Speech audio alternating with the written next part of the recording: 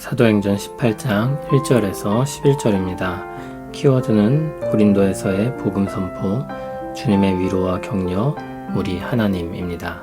그 후에 바울이 아덴을 떠나 고린도에 이르러 아굴라라 하는 본도에서 난 유대인 한 사람을 만나니 글라우디오가 모든 유대인을 명하여 로마에서 떠나라 한 고로 그가 그 안에 브리스길라와 함께 이달리아로부터 새로 온지라. 바울이 그들에게 가매 생업이 같으므로 함께 살며 일을 하니 그 생업은 천막을 만드는 것이더라. 안식일마다 바울이 회당에서 강론하고 유대인과 헬라인을 권면하니라. 실라와 디모데가 마게도냐로부터 내려오매 바울이 하나님의 말씀에 붙잡혀 유대인들에게 예수는 그리스도라 밝히 증언하니 그들이 대적하여 비방하거늘 바울이 옷을 털면서 이르되 너희 피가 너희 머리로 돌아갈 것이요 나는 깨끗하니라. 이후에는 이방인에게로 가리라 하고 거기서 옮겨 하나님을 경외하는 디도 유스도라 하는 사람의 집에 들어가니 그 집은 회당 옆이라. 또 회당장 그리스보가 온 집안과 더불어 주를 믿으며 수많은 고린도 사람도 듣고 믿어 세례를 받더라. 밤에 주께서 환상 가운데 바울에게 말씀하시되 두려워하지 말며 침묵하지 말고 말하라. 내가 너와 함께 있음에 어떤 사람도 너를 대적하여 해롭게 할 자가 없을 것이니 이는 이 성중에 내 백성이 많음이라 하시더라. 1년 6개월을 머물며 그들 가운데서 하나님의 말씀을 가르치니라. 아멘. 바울이 아덴을 떠나 고린도로 갔습니다. 고린도는 아덴의 서쪽에 위치하고 있었습니다. 고린도는 그리스에서 가장 큰 도시였고 상업과 문화의 중심지였습니다. 항구가 있어서 사람들의 왕래가 많았고 아주 부유한 도시로 세워질 수 있었습니다. 그런데 번화했던 만큼 부도덕한 일도 많았고 우상 숭배로도 유명했습니다.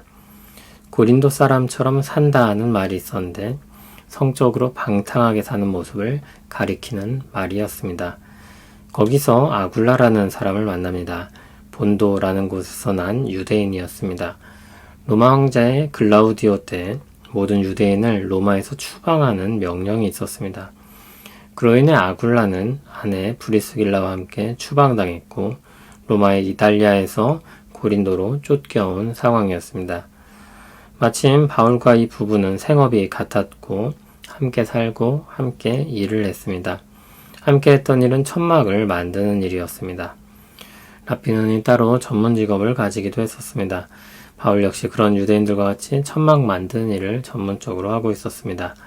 바울은 고린도에서 평소에 일을 하고 안식일엔 회당에서 강론했습니다. 그가 강론한 대상은 유대인과 헬라인이었습니다. 그렇게 지내는 중에 실라와 디모데가 마게도냐에서 내려왔습니다. 그들로 인해 바울은 복음 전파에 전념할 수 있었습니다. 실라와 디모데가 가져온 마게도냐 교회의 기쁜 소식과 교회들의 재정 후원으로 인해 천막 만드는 일을 쉴 수 있었습니다. 보통 여기서 데살로니가 전서를 썼다고 여겨집니다. 데살로니가 3장 7절에 의하면 바울은 모든 궁핍과 환난 가운데 있었다고 했습니다. 실라와 디모데가 도착하여 그런 어려움들로부터 자유를 얻게 된 것입니다. 자유를 얻었을 때 그 사람의 진가가 나타납니다. 바울은 하나님의 말씀에 붙잡혀 유대인들에게 예수가 그리스도라고 밝히 증언했습니다. 한편 바울의 복음 전파는 그곳의 유대인들에게는 부정적으로 받아들여졌고 부딪히는 일이 되었습니다. 그들은 오실 그리스도를 기다리고 있었지만 예수를 그리스도로 받아들이지 않았습니다. 그래서 바울을 대적하고 비방했습니다. 이에 바울은 옷을 털며 그들의 피가 그들의 머리로 돌아갈 것이라고 했습니다. 책임이 그들에게 있다는 것입니다. 바울은 해야 할 일, 복음 전파의 사명을 감당했지만 그들이 받아들이지 않은 것입니다. 그로 인해 멸망하게 될 책임은 받아들이지 않은 그들에게 있는 것입니다. 바울은 유대인들을 떠나 이방인에게 가리라고 선언했습니다. 이방인에게 집중적으로 복음을 전하겠다는 것입니다. 그 결과 이방인 중 여러 회심자들을 얻게 됐습니다. 하나님을 경외하는 사람이라고 소개되는 디도 유스도입니다. 그는 이방인이었고 그의 집은 회당의 바로 옆에 있었습니다. 회당을 떠나 이방인에게 전파한 복음이 즉시 열매를 맺었습니다. 회당과 이방인의 집이 대조적으로 나타납니다. 그리고 고린도 교회의 여러 사람들도 믿었습니다. 또 회당장 그리스보도 온 집안과 더불어 주를 믿었다 했습니다. 회당에서는 비록 비방을 받았지만 회당장이었던 그리스보는 복음을 듣고 믿음으로 세례를 받게 됩니다. 그와 온 집안이 함께 세례를 받았습니다. 주께서 어느 밤 환상 가운데 말씀하셨습니다. 두려워하지 말며 침묵하지 말고 말하라고 하셨습니다. 주님은 또 말씀하시길 주님이 그와 함께 계시며 그로 인해 그 어떤 사람도 그를 대적하여 해롭게 할 자가 없다고 했습니다. 또한 고린도에는 주님의 백성이 많다고도 하셨습니다. 바울은 대적하는 일들에 부딪혔지만 선지자 예레미야와 같이 주님의 위로와 격려 가운데 다시 자신의 사명으로 돌아올 수 있었습니다. 바울도 우리와 같은 한 사람이었습니다. 그 역시 박해로 말미암아 약하고 두려워하고 심히 떨었었습니다. 그러나 주님이 그와 함께 하실 것이라고 말씀하시며 그를 다시 사명의 자리로 이끄셨습니다. 바울은 거기서 1년 6개월을 머물며 하나님의 말씀을 전하고 가르쳤습니다. 바울은 고린도에서 복음을 전했습니다. 그는 거기서 육체와 재정으로 말미암은 어려움을 당했고 유대인들이 그를 대적하는 일을 겪었습니다. 그는 낙심할 수 있었습니다. 그러나 하나님께서 그를 다양한 방식으로 도우십니다. 첫째, 동역자들을 통한 위로입니다.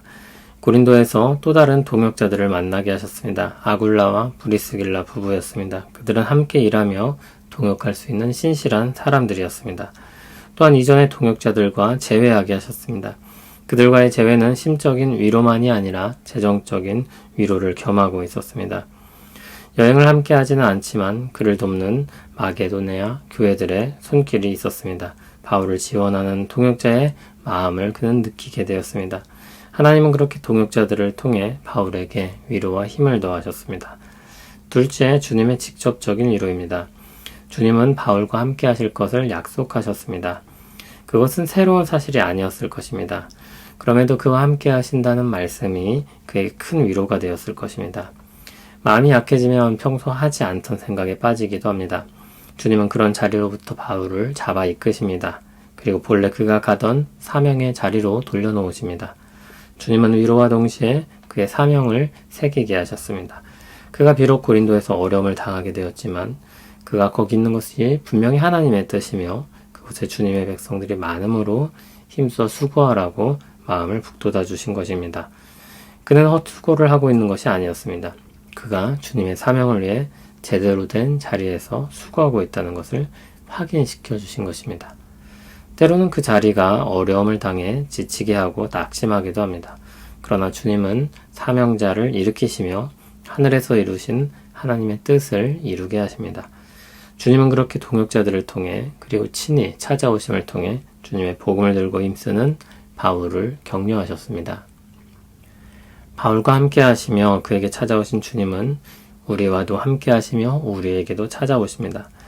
어려운 가운데 위로하고 격려하신 주님은 우리에게도 위로하고 격려하실 수 있음을 알게 하십니다.